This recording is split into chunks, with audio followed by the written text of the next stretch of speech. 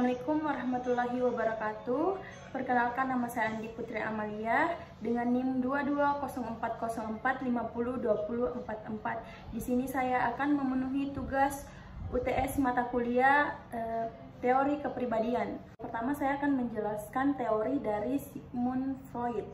Psikoanalisis menurut Sigmund Freud adalah sebuah teori psikologis yang dikembangkan oleh Sigmund Freud, seorang dokter dan ahli saraf dari Australia pada akhir abad ke-19 sampai awal abad ke-20. Teori ini menekankan peran penting dari dalam bawah sadar dalam membentuk perilaku dan pengalaman manusia. Dalam teori ini, psikoanalisis dijelaskan bahwa perilaku manusia dipengaruhi oleh kepribadian atau personalitasnya. Selanjutnya yaitu struktur kepribadian. Struktur kepribadian menurut Sigmund Freud terdiri dari 3. Yang pertama yaitu id. Id adalah tempat menetapnya naluri-naluri seksual manusia dan impuls agresif atau sifat dasar hewani manusia. Dengan kata lain, id ini bekerja untuk mendorong manusia agar merealisasikan segala kebutuhannya, seperti keluhan minum, keluhan makan, dan tidur, mandi, dan sebagainya. Aspek kepribadian ini selalu berhubungan dengan kesenangan. Dan yang kedua yaitu ego. Ego merupakan aspek kepribadian yang bersifat rasional. Ego juga disebut eksklusif kepribadian karena ia mengontrol tindakan, memiliki lingkungan untuk memberi respon, memuaskan insting yang dikehendaki, dan berperan sebagai pengendali konflik antara id dan superego. Dan yang terakhir yaitu superego. Superego merupakan aspek kepribadian yang berkaitan dengan nilai moral. Aspek kepribadian ini mengacu pada nilai moral yang telah diajarkan oleh orang tua, guru, atau tokoh-tokoh lain di masa anak-anak. Selanjutnya yaitu dinamika kepribadian. Menurut Sigmund Freud, dinamika kepribadian didasari pada konversi energi, yang dimana di situ dinyatakan bahwa energi dapat berubah dari energi fisiologis pada energi fisikis atau sebaliknya. Energi fisikis adalah energi yang digunakan dalam kegiatan psikologis seperti berpikir.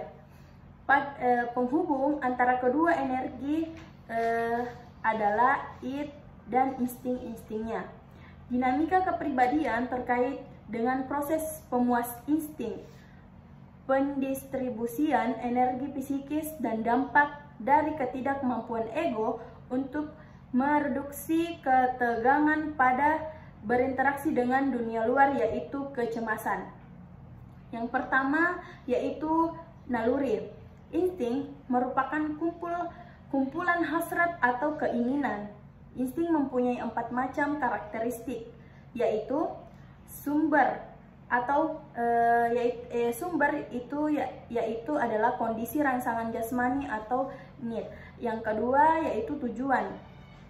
Tujuan ini menghilangkan rangsangan jasmani atau mereduksi tegangan sehingga mencapai kesenangan dan terhindar dari rasa sakit. Yang ketiga yaitu objek. Objek ini meliputi benda atau keadaan yang berada di lingkungan tersebut seperti belanja atau memasak makanan. Dan yang terakhir yaitu pendorong atau penggerak. Pendorong atau penggerak ini kekuatan untuk bergantung pada intensitas atau besar kecilnya kebutuhan. Freud juga melihat naluri sebagai historis yang diperoleh dari sifat konservatif. Dia percaya bahwa naluri adalah dorongan bawaan untuk memulihkan keadaan sebelumnya, hal bahwa mereka somatik atau kebutuhan biologis pikiran. Freud mengklarifikasikan insting ke dalam dua kelompok, yaitu yang pertama insting hidup. Insting hidup ini merupakan motif dasar manusia yang mendorong untuk bertingkah laku secara positif atau konstruktif. Energi yang bertanggung jawab bagi insting hidup adalah libido. Libido ini bersumber dari erogenic zone, yaitu bagian-bagian tubuh yang sangat peka terhadap rangsangan seperti bibir, duhur, dan organ seks yang apabila dimanipulasikan tentunya akan menimbulkan rasa kenikmatan. Yang kedua yaitu insting mati. Insting mati ini merupakan motif dasar manusia yang mendorongnya untuk bertingkah laku yang bersifat negatif atau destruktif. Thanatos adalah sekelompok insting mati yang menentang upaya Eros dan memimpin apa yang hidup kembali ke negara anorganik. Ibid, Freud meyakini bahwa manusia dilahirkan dengan membawa dorongan untuk mati atau keadaan tak berdaya. Pendapat ini didasarkan kepada prinsip konstansi, yaitu bahwa semua proses kehidupan itu cenderung kembali kepada dunia yang anorganis. Kenyataan manusia akhirnya mati, oleh karena itu tujuan hidup adalah mati. Selanjutnya yaitu perkembangan kepribadian. Freud dalam Jafar 2016 menegaskan bahwa pada manusia terdapat 5 fase perkembangan kepribadian. Kelima fase tersebut adalah sebagai berikut. Yang pertama, tahap oral, berlangsung dari usia 0 sampai 18 bulan. Titik kenikmatan terletak pada mulut, di mana aktivitas paling utama adalah menghisap dan menggigit. Hal ini merupakan tingkah laku yang menimbulkan kesenangan atau kepuasan. Menurut Freud, objek yang paling pertama mendatangkan kesenangan dan kepuasan adalah buah dada ibu atau botol susu. Tugas perkembangan pokok dari seorang bayi selama fase oral ini adalah membentuk sikap ketergantungan dan kepercayaan pada orang lain. Fase oral kedua yaitu ketika seorang bayi sudah memiliki gigi.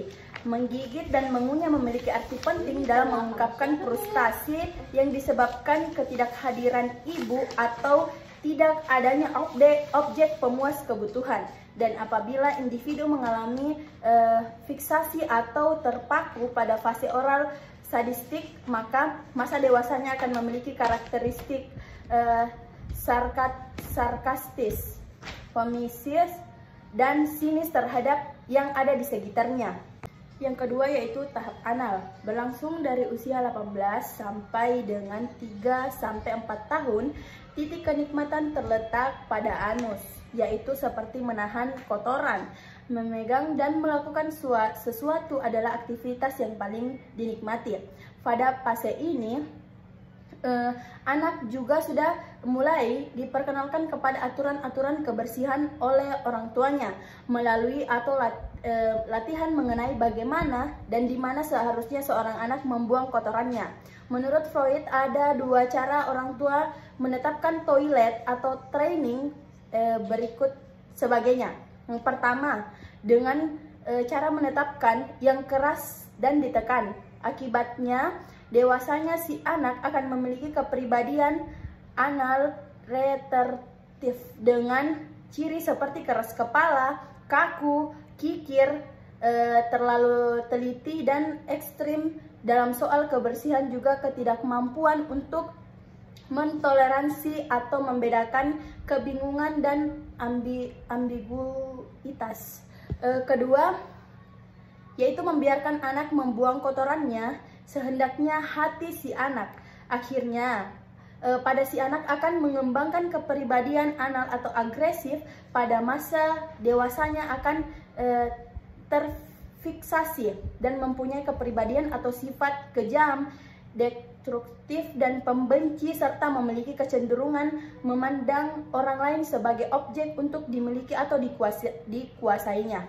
Ketiga yaitu tahap palik, berlangsung antara 3-5 tahun, 6 atau 7 tahun. Titik kenikmatan di tahap ini adalah alat kelamin dengan maksud memperoleh kepuasannya. Kata Freud, si anak secara tak sadar memiliki keinginan untuk memiliki orang tua yang berlawan jenis dengan dia, dan pada saat yang sama memandang orang tua yang berjenis kelamin yang sama dengan dia sebagai saingannya. Yang keempat yaitu tahap laten, berlangsung dari usia 5, 6 sampai 7 sampai usia pubertas sekitar usia 12 tahun. Dalam tahap ini Freud yakin bahwa rangsangan-rangsangan seksual ditekan sedemikian rupa dengan proses belajar di zaman Freud. Di zaman Freud, anak usia ini yang terlihat tenang dan biasa-biasa saja secara seksual mungkin saja menghabiskan seperempat waktunya untuk main dokter-dokteran dengan lawan jenisnya. Kita tahu bahwa zaman Freud adalah zaman yang merepresi wacana seksual, maka tidak heran perkembangan seksualitas anak-anak lebih lambat dari perkembangan yang dialami anak zaman sekarang. Dengan berakhirnya fase balik, anak akan memasuki tahap ini, yaitu fase masa tenang. Pada fase ini, sampai pubertas, aktivitas seksual berkurang dan energi libidal disalurkan ke dalam aktivitas-aktivitas lainnya seperti belajar, olahraga, atau berteman dan sebagainya. Periode ini bisa dilihat sebagai periode persiapan bagi perkembangan psikoseksual fase berikutnya. Secara pada periode ini anak mulai melakukan perbandingan seksual. Yang kelima yaitu tahap genital. Dimulai pada usia pubertas ketika dorongan seksual sangat terlihat jelas pada diri remaja, khususnya yang tertuju pada kenikmatan hubungan seksual, masturbasi, seks oral, homoseksual, dan kecenderungan seksual lainnya yang kita anggap biasa saat ini.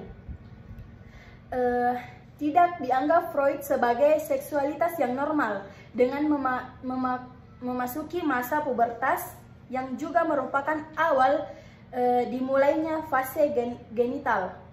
Individu mengalami kebangkitan atau peningkatan dalam dorongan seksual dan mulai menaruh perhatian terhadap lawan jenis.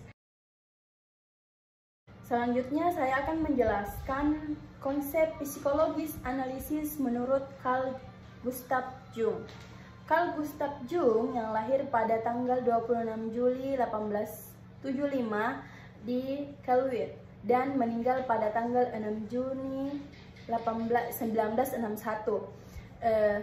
Carl Gustav Jung lulus dari Fakultas Kedokteran Universitas Basel pada tahun 1900. Pada tahun 1913 ia berhenti menjadi dosen untuk mengkhususkan dirinya dalam riset-riset. Sejak 1906 ia mulai menulis surat dengan Sigmund Freud yang baru dijumpainya pertama kali setahun kemudian, yakni tahun 1907. Selanjutnya yaitu struktur visi atau kepribadian. Jung tidak berbicara tentang kepribadian melainkan tentang visi.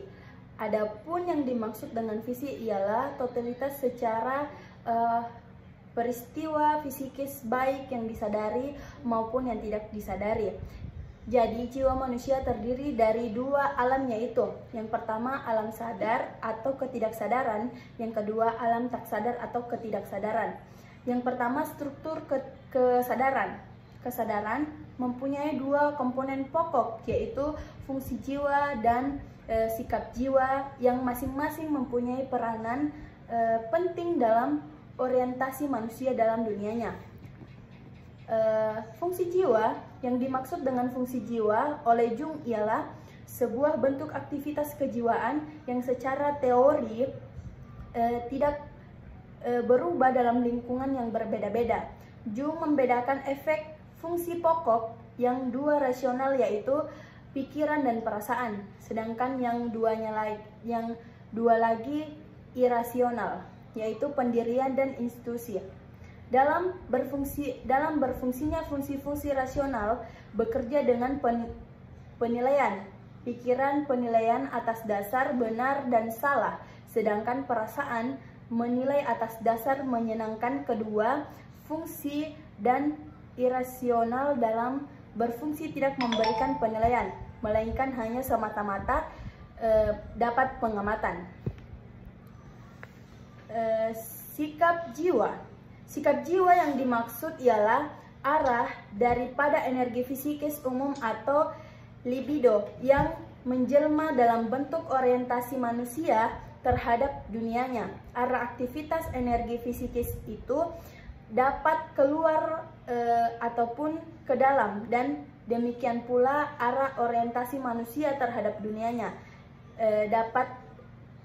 dapat keluar ataupun ke dalam. Selanjutnya yaitu tipologi Jung, dengan berdasarkan pada dua komponen pokok daripada kesadaran dalam membuat pencanderaan mengenai tipe-tipe tersebut. Sebuah dikupas juga kehidupan dalam tak sadar, yang bagian merupakan realistis yang sangat penting dengan kehidupan alam sadar. Kehidupan alam tak sadar itu berlawanan dengan kehidupan alam sadar. Jadi orang yang kesadarannya bertipe pemikir, mereka ketidaksadarnya adalah perasa. Orang yang kesadarannya ekstrovert, ketidaksadarnya bersifat introvert. Yang kedua yaitu struktur ketidaksadaran. Ketidakssadaran mempunyai dua lingkaran, yaitu ketidaksadaran pribadi dan ketidaksadaran kolektif. Yang pertama, ketidaksadaran pribadi. Ketidaksadaran pribadi berisikan hal-hal yang diperoleh individu selama hidupnya. Hal-hal yang mendesak atau tertekan atau kompleks terdesak, dalam hal-hal yang terlupakan atau bahan-bahan ingatan, serta hal-hal yang teramati, terfikir dan terasa di bawah ambang kesadaran, kecuali itu juga termasuk dalam lingkungan ini yang terkena dengan istilah prasadar dan bawah sadar. Yang kedua yaitu ketidaksadaran kolektif. Ketidaksadaran kolektif mengandung isu-isu yang diperoleh selama pertumbuhan jiwa seluruhnya, yaitu pertumbuhan jiwa seluruhnya jenis manusia melalui generasi terlebih dahulu. Ini merupakan endapan cara-cara reaksi kehidupan manusia yang khas semenjak zaman dahulu di dalam manusia menghadapi situasi ketakutan seperti bahaya, perjuangan kelahiran, kematian, dan sebagainya. Selanjutnya yaitu dinamika phys atau kepribadian. Dinamika kepribadian merupakan gerak perubahan yang terjadi pada diri individu atau mencapai tujuan. Hal ini terjadi karena dipengaruhi oleh peristiwa-peristiwa yang terjadi pada masa kini. Namun berawal dari peristiwa tersebut sehingga membentuk pada kepribadian yang utuh. Dinamika timbul akibat adanya energi psikis yang disebut libido. Libido sebagai abstraksi yang menyatakan relasi dinamis. Untuk Jung, libido adalah energi psikis netral dan non-seksual atau umum. Libido adalah bentuk energi dan seperti dalam teori Freud dapat disalurkan, ditekan, direpres, diblokir atau diungkapkan. Pengertian libido di sini digunakan sebagai energi dalam ilmu alam, jadi sebagai abstraksi yang menyatakan relasi-relasi dinamis. Dalam hal ini harus diingat bahwa energi yang disebut libido itu berbeda penggunaannya dengan pengertian energi pada Aristoteles yang mengartikan sebagai prinsip pembentukan. Yang pertama yaitu hukum-hukum atau prinsip-prinsip phys. Hukum pasangan berlawanan. Hukum pasangan berlawanan yang berarti segala sesuatu pada suatu kali akan berubah menjadi kebalikan atau lawannya dengan cara mempertahankan nilai yang lama dengan mengenai lawannya atau sebaliknya. Tidak ada suatu sistem yang mengatur diri sendiri tanpa kebaikan secara Herakleitos telah menemukan hukum psikologis yang sangat penting itu yang dinamakan enantiotromia. Diberinya arti bahwa segala sesuatu itu pada suatu kali akan berubah menjadi kebaikan atau lawannya. Tetapi hal ini tidak berarti meniadakan yang lama dan mengganti dengan lawannya sebagai yang baru, melainkan mempertahankan nilai yang lama dengan mengenai lawannya atau sebaliknya. Menyebut pertentangan ini sebagai enantiotromia secara harfiah sebagai yang bertentangan. Awalnya Jung membatasi istilah untuk mengartikan hanya kemunculan fungsi ketidaksadaran atau ide-ide yang berlawanan dengan fungsi dominan kesadaran. Selanjutnya yaitu prinsip equivalence. Adapun prinsip yang mengatur energi fisikis itu atau analog dengan prinsip-prinsip dalam ilmu alam. Jung berdasarkan pandangannya dalam dinamika Fish pada dua prinsip pokok, yaitu prinsip equivalence dan entropi. Prinsip equivalence menyatakan bahwa suatu nilai menurut atau hilang, maka jumlah energi yang didukung oleh nilai itu tidak hilang dari Fish, melainkan akan muncul kembali dengan nilai yang baru. Berdasarkan prinsip equivalence, sesuatu yang berpasangan atau berlawanan memiliki hubungan komplementer atau kompensatoris. Hubungan tersebut berarti pengurangan energi pada suatu aspek mengakibatkan penambahan pada aspek pasangan lawannya. Kedua yaitu arah dan interaksi energi. Arah energi, proreksi dan rekreksi, ekstravensi dan intravensi. Gerak energi ini mempunyai arah, dan arah geraknya itu dapat dibedakan antara gerak progresif dan gerak rekreksif. Gerak progresif adalah gerak kesadaran dan membentuk proses penyesuaian yang terus-menerus terhadap tuntutan-tuntutan kehidupan sadar. Gerak rekreksif terjadi apabila dengan gagalnya penyesuaian secara sadar dan karenanya terbangun ketidaksadaran, misalnya lewat kompleks terdesak terjadinya penumpulan energi yang berat sebelah dan berakibat bahwa isi-isi ketidaksadaran menjadi terlalu penuh energi dan kekuatannya bertambah besar. Selanjutnya yaitu interaksi energi atau gambaran. Sifat pokok proses energi selain arahnya adalah nilai intensitas. Intensitas energi adalah sebuah gambaran yang menghasilkan fantasi dari ketidaksadaran menjadi gambaran dalam mimpi. Dalam mimpi, gambaran itu merupakan lambang-lambang yang isinya atau maknanya tergantung kepada banyak setidaknya energi. Jadi dalam disamakannya dengan intensisitas atau energi. Adapun intensisitas itu tergantung pada kompleksi di mana gambaran itu muncul, yaitu nilai gambaran dalam keseluruhan kompleks proses fisikis itu. Selanjutnya interaksi antara aspek-aspek Fish atau kepribadian. Keempat fungsi jiwa yang pokok, dan kedua sikap jiwa serta berbagai sistem yang membentuk keseluruhan kepribadian berinteraksi satu sama lain dalam tiga macam, yaitu A. Sesuatu aspek atau sistem mengkompensasikan kelemahan terhadap yang lain. Suatu aspek atau sistem menentang aspek yang lain, dan yang satu atau dua sistem mungkin bersatu untuk membentuk sintesis. kompensasi dapat juga pada pasangan-pasangan berlawanan dan dengan mudah dapat ditujukan dalam hal fungsi jiwa dan sikap jiwa.